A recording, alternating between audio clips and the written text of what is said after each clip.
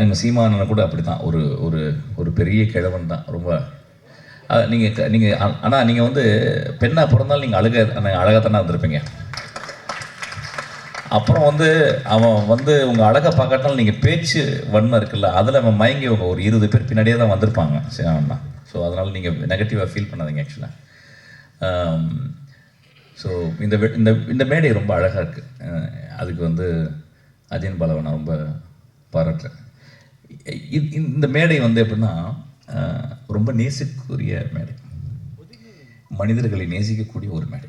இங்கே இருக்க எல்லா மனிதரும் அதில் வந்து ஒரு பொட்டு வச்சது மாதிரி பாலுமேந்திரா அம்மா ஐயாவினுடைய துணைவியார் இங்கே இருக்குது.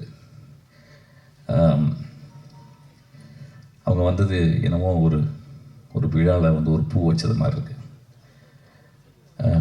கலைஞர்கள் இறப்பதே இல்லை அப்படின்றத அது சொல்லுது ஆக்சுவலாக.